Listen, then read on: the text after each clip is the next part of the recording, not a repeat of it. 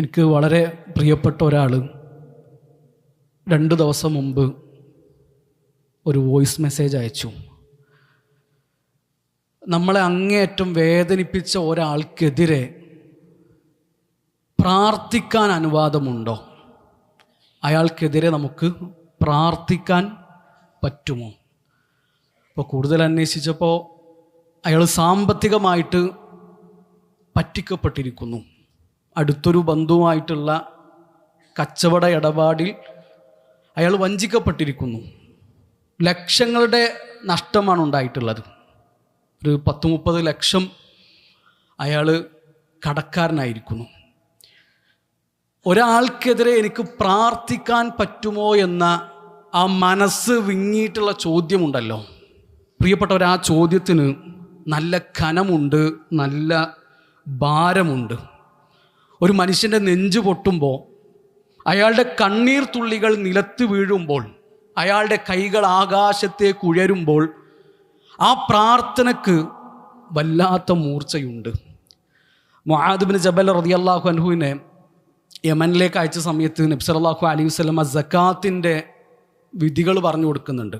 തുഖദു മിൻ അഗ്നിയാഇഹിം വതുറദ്ദു അലാ ഫുഖറാഇഹിം. അത് നിങ്ങളുടെ കൂട്ടത്തിലെ സമ്പന്നരിൽ നിന്ന് എടുക്കണം. അവരുടെ കൂട്ടത്തിലെ തന്നെ, മുസ്ലിങ്ങളുടെ കൂട്ടത്തിൽ തന്നെ പെട്ട ദരിദ്രരായ ആളുകൾക്ക് അത് കൊടുക്കുകയും ചെയ്യണം.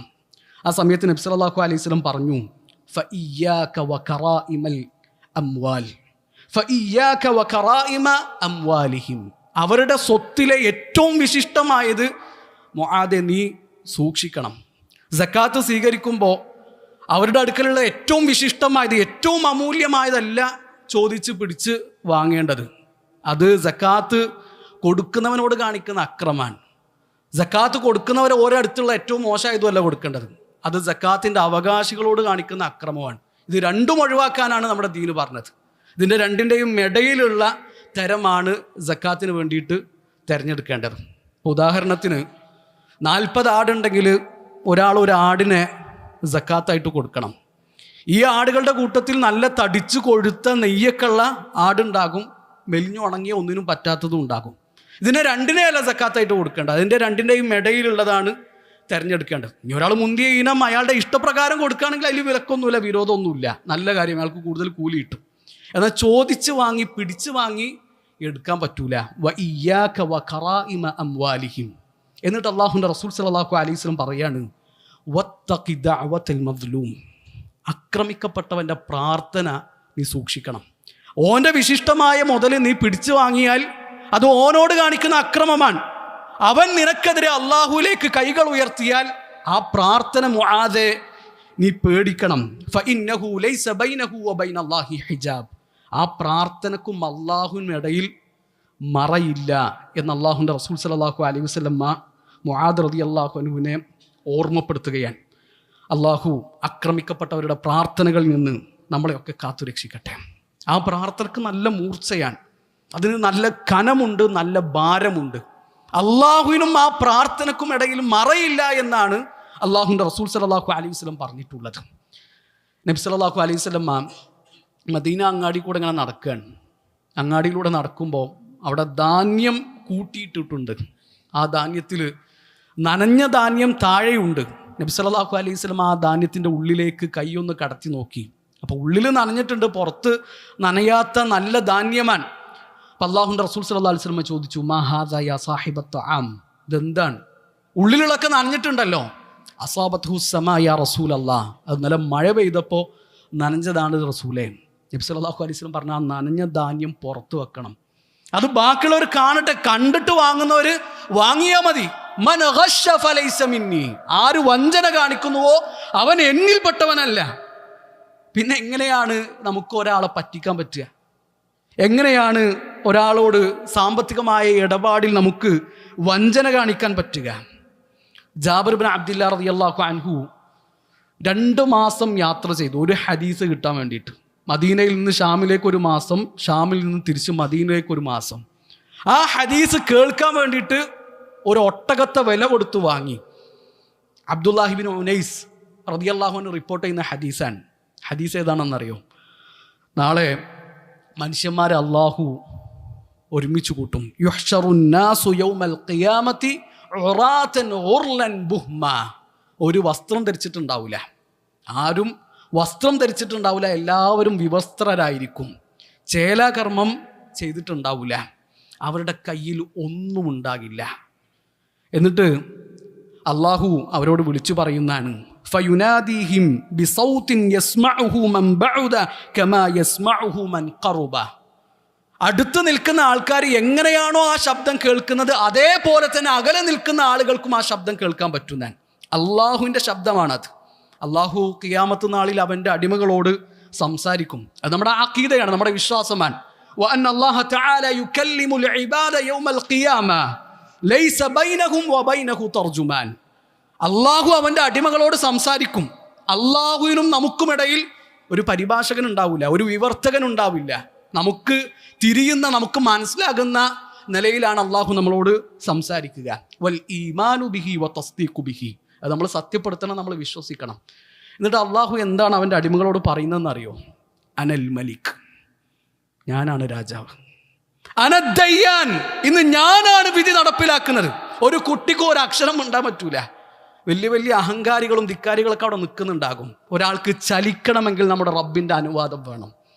എന്നിട്ട് അള്ളാഹു പറയുന്നതാണ്, നരകക്കാരനായ ഒരാളും നരകത്തിലേക്ക് പോകൂല. സ്വർഗക്കാരായ ആരുടെയെങ്കിലും അടുക്കൽ അവർക്ക് കിട്ടാനുള്ള എന്തെങ്കിലും അവകാശമുണ്ടെങ്കിൽ ആ അവകാശം ഞാൻ കൊടുത്തിട്ടല്ലാതെ സ്വർഗക്കാരനായ ഒരാളും സ്വർഗത്ത് പ്രവേശിക്കൂല.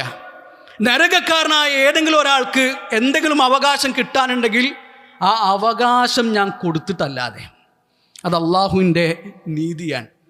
അപ്പോൾ സഹാബിമാർ ചോദിക്കും, അള്ളാഹുവിൻ്റെ റസൂലേ, നമ്മൾ വസ്ത്രം പോലും ഇല്ലാതെയാണ് അവിടെ നിൽക്കുന്നത്, നമ്മുടെ കയ്യിൽ കൊടുക്കാനൊന്നുമില്ല, ചേലാകർമ്മം ചെയ്യാത്തവരായിട്ട് ഞങ്ങൾ അവിടെ അള്ളാഹുവിൻ്റെ മുമ്പ് നിൽക്കുമ്പോൾ എന്താ ഞങ്ങൾ എടുത്തു കൊടുക്കുക?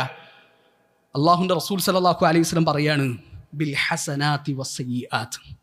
അവിടെ ഇടപാടുകൾ ദീനാറും ദിർഹമുകളും തമ്മിലല്ല, അവിടെ ഇടപാടുകൾ നിങ്ങളുടെ നന്മകളും തിന്മകളും തമ്മിലാണ് എന്ന് അള്ളാഹുവിൻ്റെ റസൂൽ സല്ലല്ലാഹു അലൈഹി വസല്ലം സഹാബിമാരെ ഓർമ്മപ്പെടുത്തി. ഞാൻ ജാബിർ ബിൻ അബ്ദുല്ലാ റളിയല്ലാഹു അൻഹു ഈ ഹദീസിന് വേണ്ടിയിട്ടാണ് 2 മാസം യാത്ര ചെയ്തത്. ഒരൊട്ടകത്തെ പ്രത്യേകമായിട്ട് വില കൊടുത്ത് വാങ്ങിയത്. അതിൻ്റെ കൂടെ നമ്മൾ ആലോചിക്കേണ്ടത്, ഒരു ഹദീസിന് സഹാബിമാർ കൊടുത്ത വില എത്രയാണ്? ഒരു ഹദീസ് നേരിട്ട് കേൾക്കാൻ വേണ്ടിയിട്ട് 2 മാസം യാത്ര ചെയ്യാന്ന് പറഞ്ഞാൽ അത് ചെറിയൊരു സംഭവമാണോ? അതിന് വേണ്ടിയിട്ട് ഒരു ഒട്ടകത്തെ വില കൊടുത്ത് വാങ്ങാന്ന് പറഞ്ഞാൽ നബി സല്ലല്ലാഹു അലൈഹി വസല്ലമയുടെ ഒരു ഹദീസിന് സഹാബിമാർ കൊടുത്ത മൂല്യം എത്രയാണ്? അവരുടെ മനസ്സിലുള്ള വില എത്രയാണ്? അറിവ് പഠിക്കാൻ അവർക്കുണ്ടായിരുന്ന താല്പര്യം എത്രയാണ്? അള്ളാഹു പറഞ്ഞ വാക്ക് നമ്മൾ ഒന്നുകൂടി അടിവരയിടുക, ഒരാൾക്കും നരകത്തിലേക്കും സ്വർഗത്തിലേക്കും പോകാൻ പറ്റൂല കൊടുക്കേണ്ട എല്ലാ അവകാശങ്ങളും തിരിച്ചു കൊടുത്തിട്ടല്ലാതെ. കടം വാങ്ങിയിട്ട് തിരിച്ചു കൊടുക്കാത്തവരും കച്ചവടത്തിൽ പാർട്ട്ണർമാരെ പറ്റിച്ചവരും എല്ലാവരും നല്ലോണം ശ്രദ്ധിക്കണം. അന്തര സ്വത്ത് വീതം വെക്കുമ്പോൾ വേറൊരാളുടെ സ്വത്ത് നമ്മൾ കൈക്കലാക്കിയിട്ടുണ്ട് എങ്കിൽ, അതിലുള്ള മുതൽ നമ്മൾ തട്ടിപ്പറിച്ച് വാങ്ങിയിട്ടുണ്ട് എങ്കിൽ അതിനൊക്കെ നമ്മൾ സമാധാനം പറയേണ്ടി വരും. ഇവിടുന്ന് എല്ലാം ക്ലിയർ ചെയ്ത് പോവുകയാണെങ്കിൽ അത് നല്ല സമാധാനമാണ്. ഇവിടുന്ന് ആവുമ്പോൾ എന്തെങ്കിലുമൊക്കെ ഉള്ളത് വിറ്റ് പെറുക്കിയിട്ട് നമുക്ക് കൊടുക്കാം, മുതലും സ്വത്തൊക്കെ കൊടുത്ത് ഒഴിവാക്കാം. അവിടെ നിന്നാകുമ്പോൾ അവിടെ ദീനാറുകളും ദിർഹമുകളും ഉപകാരപ്പെടൂല. അവിടെ നമ്മൾ ഉറക്കൊഴിച്ച് നിസ്കരിച്ചതും നമ്മൾ കഷ്ടപ്പെട്ട് ഹജ്ജിന് പോയതും റമദാനിൽ പട്ടിണി കിടന്ന് നോമ്പെടുത്തതൊക്കെയാണ് അള്ളാഹു എടുത്തു കൊടുക്കുക. അത് എത്ര വലിയ ദുരന്തമായിരിക്കും, എത്ര വലിയ അപകടമായിരിക്കും എന്ന് നമ്മൾ ചിന്തിക്കുക. ഈ മുതലിൻ്റെ കാര്യത്തിലാണ് എല്ലാ പ്രശ്നങ്ങളും ഉണ്ടാവുക. മുതലിനോട് മനുഷ്യൻക്കുള്ള ഒരു ആർത്തി ഉണ്ടല്ലോ, വതുഹിബ്ബൂനൽ മാല ഹുബ്ബൻ ജമ്മ. ആ സ്വത്തിനോട് മനുഷ്യർക്ക് വല്ലാത്തൊരു പ്രേമമുണ്ട്, ആ സ്വത്തിനോട് ഓൻക്ക് വല്ലാത്തൊരു ഇഷ്ടമുണ്ട്. വഇന്നഹു ലിഹുബ്ബിൽ ഖൈരി ലശദീദ്. അങ്ങേറ്റത്തെ ഇഷ്ടം എന്നാണ് ഖുർആൻ പറഞ്ഞിട്ടുള്ളത്. അപ്പം സംഗതിയൊക്കെ ശരിയാണ്, ആൾ ഉഷാറാണ്, സജീവാണ്. നമ്മളെ പള്ളിയിൽ ഒരു ഖുർആൻ ക്ലാസ് വെച്ചാൽ മൂപ്പരുണ്ടാകും, ഒരു ദർസ് നടക്കുകയാണെങ്കിൽ അവിടെയൊക്കെ അവരുണ്ടാകും, ആൾ ഉഷാറാണ്, സജീവാണ്. പക്ഷെ സാമ്പത്തിക രംഗത്ത് നമുക്ക് കണ്ട് അടുക്കാൻ പറ്റൂല, പറ്റ മോശമാണ് എന്ന് നമ്മളെ പറ്റിയിട്ട് ഒരാൾ പറയുന്നുണ്ട് എങ്കിൽ അത് വലിയ അപകടമാണ്. പ്രിയപ്പെട്ടവരെ, ദീൻ എന്ന് പറഞ്ഞാൽ അത് ഫജറിന് ബാങ്ക് കൊടുക്കുന്നതിന് മുമ്പ് പള്ളിയിലെത്തലും വലിയ നീണ്ട താടി വെക്കലും വെള്ളക്കുപ്പായിട്ട് നടക്കലും മാത്രമല്ല. ഇതൊക്കെ ദീനാണ്, ഇതൊക്കെ ദീനാണ്. അള്ളാഹുവിൻ്റെ റസൂൽ സല്ലല്ലാഹു അലൈഹി വസല്ലം ആക്രമിക്കപ്പെട്ടവൻ്റെ പ്രാർത്ഥന ശ്രദ്ധിക്കാൻ പറഞ്ഞു. ഒരു കാഫിറായ മനുഷ്യനാണ് പ്രാർത്ഥിക്കുന്നതെങ്കിലും ആ പ്രാർത്ഥന പോലും അള്ളാഹു സ്വീകരിക്കുന്ന പറഞ്ഞത്. അപ്പം നമ്മളെ കമ്പനിയിൽ ഒരു കാഫിറായ മനുഷ്യൻ, ഒരു മുസ്ലിം അല്ലാത്ത ഒരാൾ ജോലി ചെയ്യുന്നുണ്ട്. 2 മാസം അവന് പണിയെടുത്തു, നമ്മൾ മര്യാദക്ക് ശമ്പളം കൊടുത്തിട്ടില്ല. ഓ മദ്ലൂമാൻ, ആക്രമിക്കപ്പെട്ടവനാൻ. അവൻ നമുക്കെതിരെ അള്ളാഹുവിനോട് പ്രാർത്ഥിച്ചാൽ ആ പ്രാർത്ഥനയ്ക്കും അള്ളാഹു ഉത്തരം കൊടുക്കുന്ന പറഞ്ഞത്. മുസ്ലിം അല്ലാത്ത ഒരാൾ അള്ളാഹുവിനോട് പ്രാർത്ഥിച്ചാൽ ആ പ്രാർത്ഥനക്കും അള്ളാഹു ഉത്തരം കൊടുക്കുന്ന പറഞ്ഞത്. ഷെയ്ഖ് ഇബ്നു ഉസൈമീൻ റഹിമഹുല്ലാഹു തആല പറയുന്നുണ്ട്, ലാ ഹുബ്ബൻ ലിൽ കാഫിർ വലാകിൻ ഹുബ്ബൻ ലിൽ അദ്ൽ. അത് കാഫിറിനോടുള്ള ഇഷ്ടം കൊണ്ടല്ല, അത് അദിലിനോട്, നീതിയോട് അള്ളാഹുവിനുള്ള ഇഷ്ടമാണ്, അള്ളാഹുവിനോടുള്ള ഹുബ്ബാൻ. അപ്പം നമ്മൾ കാരണം ഒരാൾ സങ്കടപ്പെടുക, ഒരാൾ വിഷമിക്കുക, വേദനിക്കുക എന്ന് പറഞ്ഞാൽ അത് അങ്ങേയറ്റം ഗൗരവത്തിൽ നമ്മൾ കാണേണ്ട വിഷയമാണ്. അള്ളാഹുവിൻ്റെ റസൂൽ സല്ലല്ലാഹു അലൈഹി വസല്ലം പറഞ്ഞു, ഇദാ കുൻതും സലാസതൻ, നിങ്ങൾ 3 ആൾക്കാരാണെങ്കിൽ, ഫലാ യതനാജാ ഇസ്നാനി ദൂനൽ ആഖർ, മറ്റോനെ കൂട്ടാതെ നിങ്ങൾ 2 ആൾക്കാർ സ്വകാര്യം പറയാൻ പാടില്ല. മിൻ അജ്ലി അന്ന ദാലിക യുഖ്സിനുഹു, കാരണം അത് മറ്റോൻക്ക് വിഷമമുണ്ടാക്കും, വേദന ഉണ്ടാക്കും എന്നാണ് നബി സല്ലല്ലാഹു അലൈഹി വസല്ലം പറഞ്ഞിട്ടുള്ളത്. അതുപോലും ശ്രദ്ധിക്കാൻ പറഞ്ഞ ഒരു ദീനിൻ്റെ അനുയായികളാണ് നമ്മൾ. പിന്നെ എങ്ങനെയാണ് നമ്മൾ കാരണം വേറൊരാൾ സങ്കടപ്പെടുക, നമ്മൾ കാരണം വേറൊരാൾ വിഷമിക്കുക, നമ്മൾ കാരണം വേറൊരാൾ വേദനിക്കുക, നമ്മുടെ അടുക്കൽ നിന്ന് വേറൊരാൾക്ക് ഹക്ക് കിട്ടാൻ ബാക്കി ഉണ്ടാവുക? അതുണ്ടാകാൻ പാടില്ല.